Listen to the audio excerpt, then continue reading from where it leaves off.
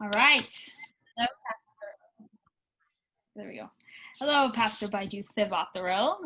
Thank you for agreeing to do this interview today. My goal is to get to know you as a leader and manager. So if you're ready, we can go ahead and get started. Let's go. Okay. I'm going to start out by just asking you to describe your current position and what you do.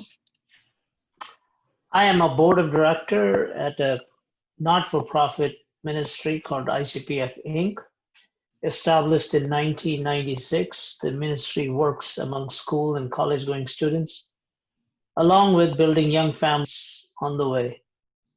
Now, the ministry includes, but is not limited to, building relationships, to mentor, provide counseling, and provide spiritual and physical support in all aspects of the mentee's life. And the board that we are part of consists of 9 people, with a chairman, a vice president, the secretary, the treasurer, and all the other board members. Okay, great. And what would you say your style of leadership is, from maybe just this position or just leading up to any position you've had? What would you say your leadership style is? Well, I joined this organization as a volunteer in 2011 and 2001. I started with mentoring a few young people. Now, the methodology or the principle behind is consistency in mentoring and follow-up is the success to a successful mentor-mentee relationship. And the principle behind our ministry is to develop leaders, the next group of leaders, so that they can be purposeful and they can be intellectually blessed enough that they can lead other people. And especially being in ministry, it is serving Jesus Christ. Right. So between being a volunteer and being in the board of directors position that you are now, how has your leadership style changed, if at all? The leadership style has to change. See, once you become part of the board of directors, then the management level comes in, and where you have to oversee the other facets of the organization. But the process is still the same. It is not a mentor-mentee, but it is basically a leader looking after younger leaders. Have you had any past mentorship that helped you get to where you are now?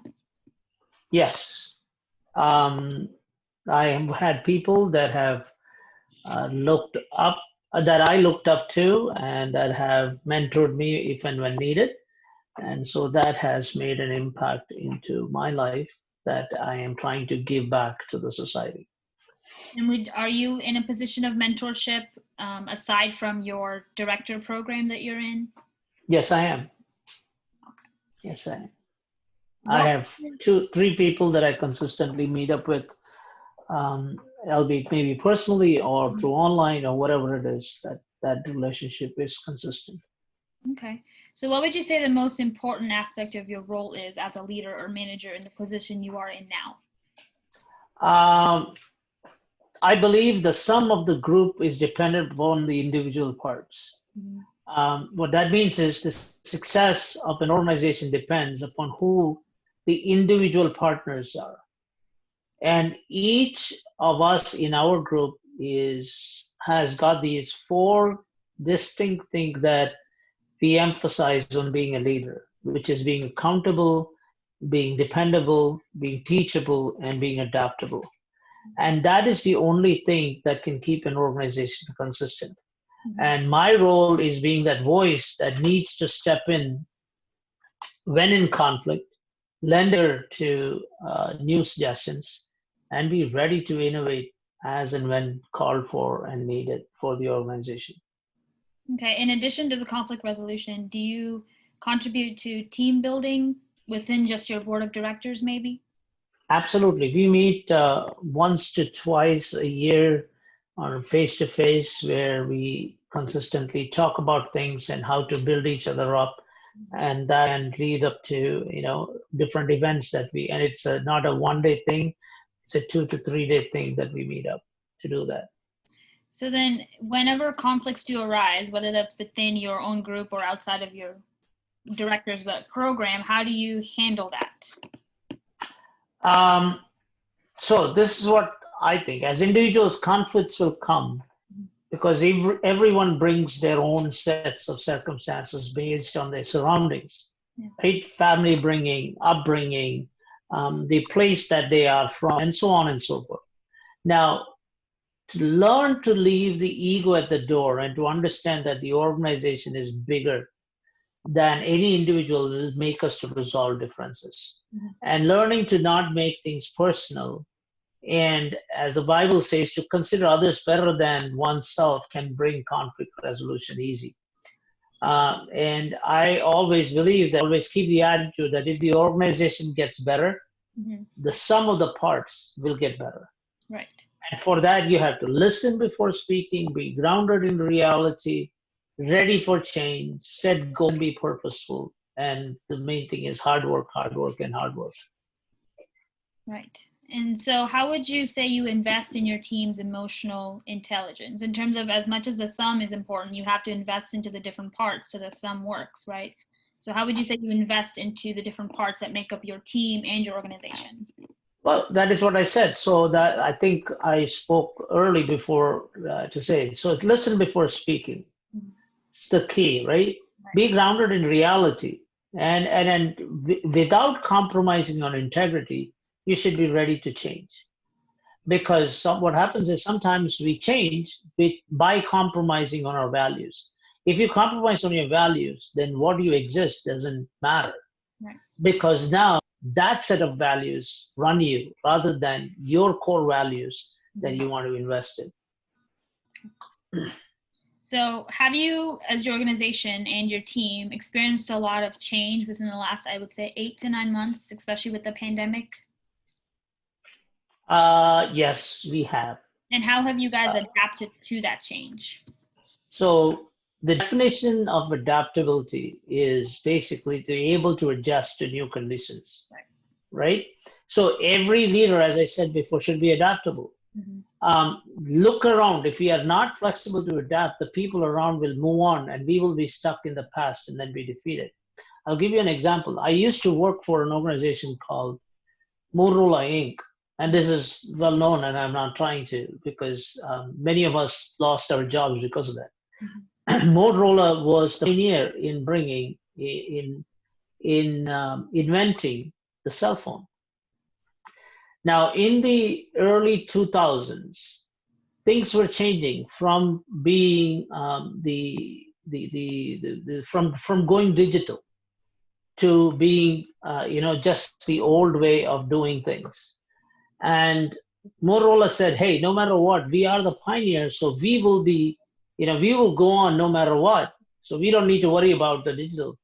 But at that time, there was a company, and that company also is now, gone dead, and then now we are reviving that. The company was called as Nokia. And that Nokia changed because of the digital revolution. They are the ones that created the digital revolution as for cell phone manufacturer. Motorola went from being the greatest to being the last. And Nokia became at that time being the pioneer in the digital turnover. So we have to be adaptable to the circumstance. Look around and find what we can achieve. So how did things change for your organization, and specifically because of the pandemic? It was different. It was a teachable moment. The principle remained the same. Methods had to change. So we used to do one-on-one mentoring most of the time. Now it is, rather than being face-to-face in person, using different mediums, we became face-to-face through video, just like you and me are right now. And exactly what we talked about before, it's the principle of adaptability. And how, because of all this happening, how has your attitude, what is your attitude today about the future of your company and organization, and moving forward, maybe with or without the pandemic? I think it looks bright and hopeful. I always have a cup half full perspective than a cup half empty, because when you are half filling the cup, you can look at either being positive or being negative. Being negative will drive you down and the morale goes down. So I believe it is always for the better. Yes, we are adapting to situations. The organizations grow when younger blood is infused. And so the development of new leaders with an urgency is what we are looking for. So if you were to summarize kind of what we call a playbook for a response, what would that look like? What are a couple of things you would say that you would like to implement that maybe you didn't before to be able to adapt better in situations, unexpected situations like this pandemic? I would say three things. Be ready for the unexpected. So because in late 2019, we were so gung-ho that 2020 would be so productive. Look what happened in December 31st, this hit in Wuhan. And we are 9 months late, almost 9 months later, we are still, reinventing the wheel. So be ready for the unexpected. Number two, train people to be technically savvy because the medium is changing and it innovates. And everybody says every 6 months, things gets different. So you've got to be ready to change. And then find newer avenues that will make any transition easier. See, it's hard for us to sometimes be consistent in the present, but you should always look 2 steps, just like a chess game. Right. A good chess player is looking 2 to 3 steps ahead when they make that move. So we need to be careful, and we can do that, I think. And to end off, if you could answer this question, looking at the last, I don't know, maybe 10, 20 years of your leadership experience, what was maybe one, encouragement or advice that you got as a manager that still sticks with you that you apply today? There are many, but I would give you a couple. Number one, listen before speaking. Number two, be grounded in reality, because sometimes we have, these goals that we keep for ourselves, which is basically not unachievable. We have to be grounded in reality. The other thing is empathize with the circumstance. So learn to empathize, because you can show all your sympathy, but sympathy is basically looking at people that they are going through something that we are not going through, and we are, we as if we are the boss and they are the people beneath us. But when you empathize, you feel for it. And so that is what we need to make sure that we, and then one more thing, have an attitude of gratitude. Right. Okay. Well, thank you so much, Pastor Baiju, for all of your information. Thank you. For you here. Thank you. All right.